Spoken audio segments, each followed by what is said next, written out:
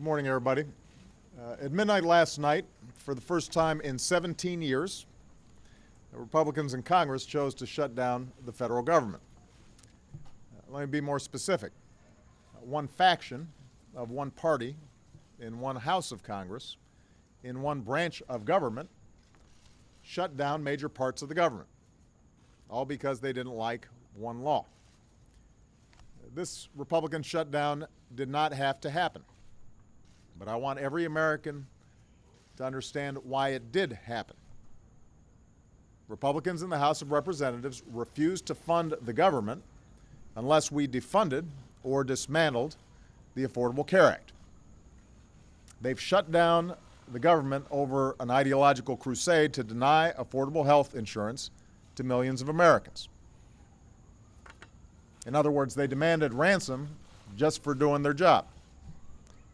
And many representatives, including an increasing number of Republicans, have made it clear that had they been allowed by Speaker Boehner to take a simple up or down vote on keeping the government open, with no partisan strings attached, enough votes from both parties would have kept the American people's government open and operating. Now, we may not know the full impact of this Republican shutdown for some time. It will depend on how long it lasts. But we do know a couple of things. We know that the last time Republicans shut down the government in 1996, it hurt our economy.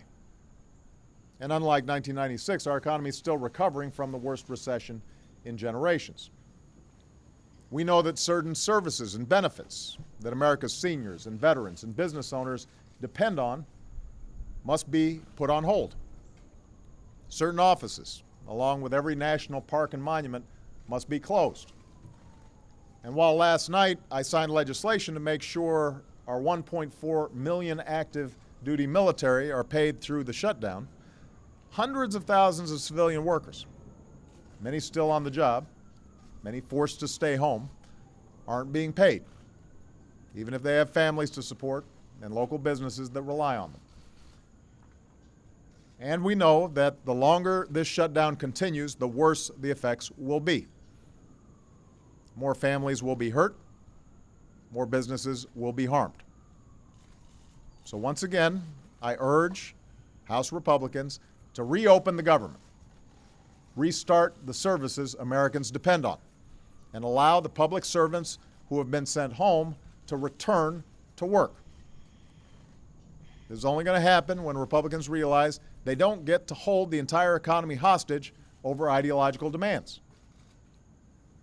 As I've said repeatedly, I am prepared to work with Democrats and Republicans to do the things we need to do to grow the economy and create jobs and get our fiscal house in order over the long run. Although I should add, this shutdown isn't about deficits or spending or budgets. After all, our deficits are falling at the fastest pace in 50 years. We've cut them in half since I took office. In fact, many of the demands the Republicans are now making would actually raise our deficits. So no, this shutdown is not about deficits. It's not about budgets. This shutdown is about rolling back our efforts to provide health insurance to folks who don't have it. It's all about rolling back the Affordable Care Act. This, more than anything else, seems to be what the Republican Party stands for these days. I know it's strange that one party would make keeping people uninsured the centerpiece of their agenda, but that apparently is what it is. And of course, what's stranger still is that shutting down our government doesn't accomplish their stated goal. The Affordable Care Act is a law that passed the House, it passed the Senate, the Supreme Court ruled it constitutional. It was a central issue in last year's election. It is settled, and it is here to stay. And because of its funding sources, it's not impacted by a government shutdown. And these Americans are here with me today because even though the government is closed, a big part of the Affordable Care Act is now open for business.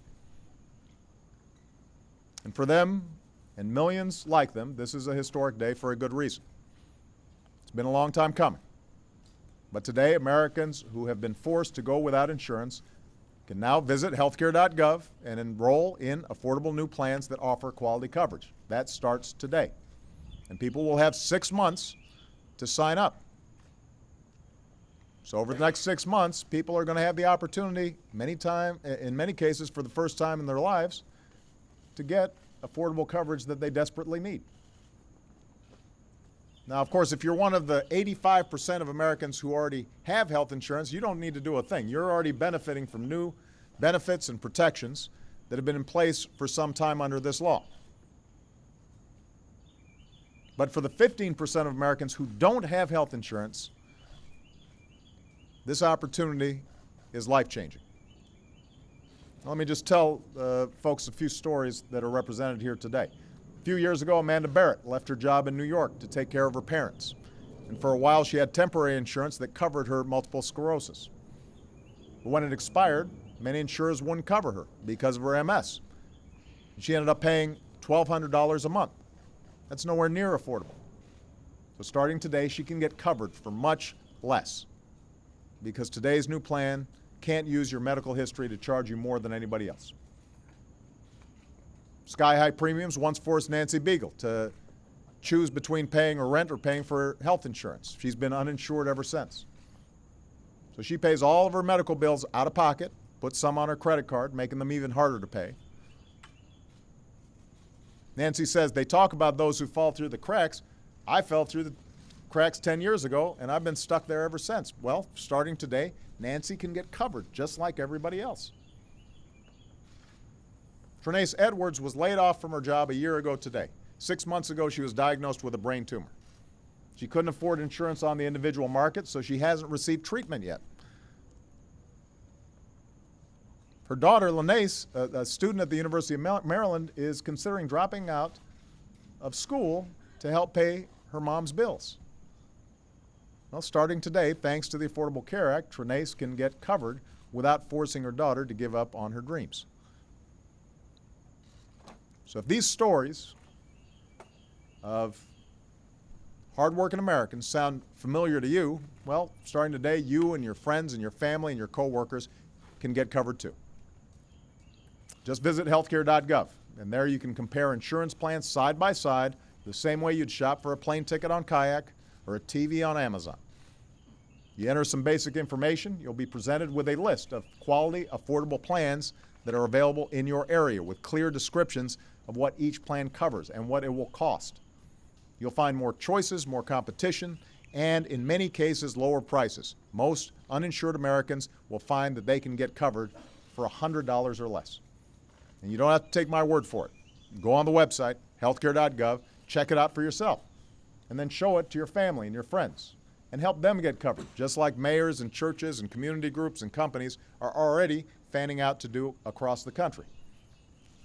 And there's a hotline where you can apply over the phone and get help with the application, or just get questions that you have answered by real people in 150 different languages. So let me give you that number. The number is 1-800-318-2596. 1-800-318-2596. Check out healthcare.gov. Call that number. Show your family and friends how to use it.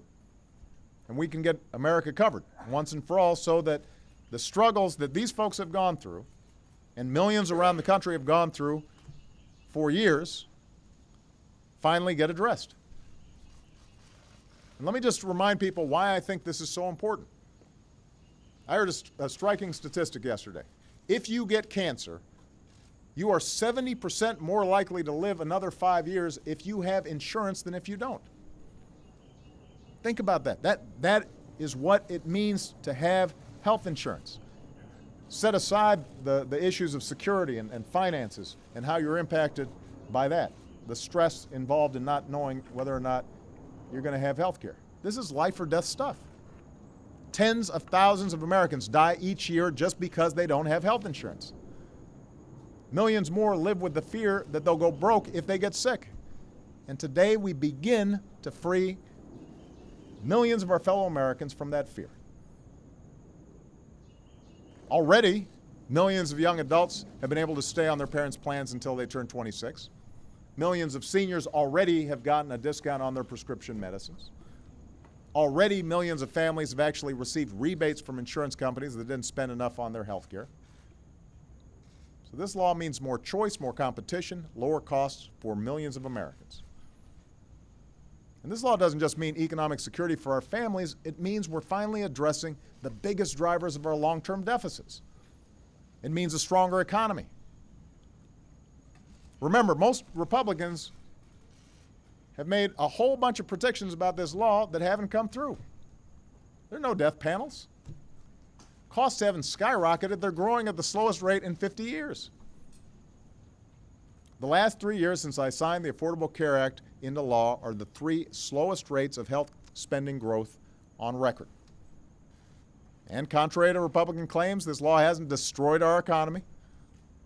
Over the past 3.5 years, our businesses have created 7.5 million new jobs. Just today, we learned that our manufacturers are growing at the fastest rate in 2.5 years. They have factored in the Affordable Care Act. They don't think it's a problem. What's weighing on the economy is not the Affordable Care Act, but the constant series of crises and the unwillingness to pass a reasonable budget by a faction of the Republican Party. Now, like every new law, every new product rollout, there are going to be some glitches in the sign-up process along the way that we will fix. I've been saying this from the start. For example, we found out that there have been times this morning where the site's been running more slowly than it normally will. The reason is because more than 1 million people visited healthcare.gov before 7 in the morning. To put that in context, there were 5 times more users in the marketplace this morning than have ever been on Medicare.gov at one time. That gives you a sense of how important this is to millions of Americans around the country. And that's a good thing. And we're going to be speeding things up in the next few hours to handle all this demand that exceeds anything that we had expected. Consider that just a couple of weeks ago, Apple rolled out a new mobile operating system. And within days, they found a glitch, so they fixed it. I don't remember anybody suggesting Apple should stop selling iPhones or iPads, or threatening to shut down the company if they didn't. That's not how we do things in America. We don't actively root for failure. We get to work, we make things happen, we make them better, we keep going. So in that context, I'll work with anybody who's got a serious idea to make the Affordable Care Act work better. I've said that repeatedly. But as long as I am president, I will not give in to reckless demands by some in the Republican Party to deny affordable health insurance to millions of hardworking Americans. I want Republicans in Congress to know these are the Americans you'd hurt if you were allowed to dismantle this law. Americans like Amanda and Nancy and Trenace, who now finally have the opportunity for basic security and peace of mind of health care just like everybody else, including members of Congress. The notion that you'd make a condition for reopening the government that I make sure these folks don't have health care, that doesn't make any sense. It doesn't make any sense. Now, let me make one closing point. This Republican shutdown threatens our economy at a time when millions of Americans are still looking for work and businesses are starting to get some traction. So the timing is not good. Of course, a lot of the Republicans in the House ran for office 2 years ago promising to shut down the government, and so apparently they've now gotten their wish. But as I've said before, the irony that the House Republicans have to contend with is they've shut down a whole bunch of parts of the government, but the Affordable Care Act is still open for business. And this may be why you've got many Republican governors and senators and even a growing number of reasonable Republican congressmen who are telling the extreme right of their party to knock it off, pass a budget, move on. And I want to underscore the fact that Congress doesn't just have to end this shutdown and reopen the government. Congress generally has to stop governing by crisis. They have to break this habit. It is a drag on the economy. It is not worthy of this country. For example, one of the most important things Congress has to do in the next couple weeks is to raise what's called the debt ceiling. And it's important to understand what this is. This is a routine vote. Congress has taken this vote 45 times to raise the debt ceiling since Ronald Reagan took office. It does not cost taxpayers a single dime. It does not grow our deficits by a single dime. It does not authorize anybody to spend any new money whatsoever. All it does is authorize the Treasury to pay the bills on what Congress has already spent. Think about that. If you buy a car and you've got a car note, you do not save money by not paying your car note. You're just a deadbeat. If you buy a house, you don't save money by not authorizing yourself to pay the mortgage. You're just going to be foreclosed on your home. That's what this is about. It is routine. It is what they're supposed to do. This is not a concession to me. It is not some demand that's unreasonable that I'm making. This is what Congress is supposed to do as a routine matter. And they shouldn't wait until the last minute to do it. The last time Republicans even threatened this course of action, many of you remember, back in 2011. Our economy staggered. Our credit rating was downgraded for the first time. If they go through with it this time and force the United States to default on its obligations for the first time in history, it'd be far more dangerous than a government shutdown, as bad as a shutdown is. It would be an economic shutdown.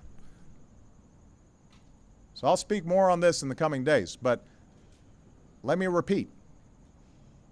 I will not negotiate over Congress's responsibility to pay bills it's already racked up. I'm not going to allow anybody to drag the good name of the United States of America through the mud just to refight a settled election or extract ideological demands. Nobody gets to hurt our economy and millions of hardworking families over a law you don't like. There are a whole bunch of things that I'd like to see passed through Congress that the House Republicans haven't passed yet. And I'm not out there saying, well, I'm going to let America default unless Congress does something that they don't want to do. That's not how adults operate. Certainly that's not how our government should operate.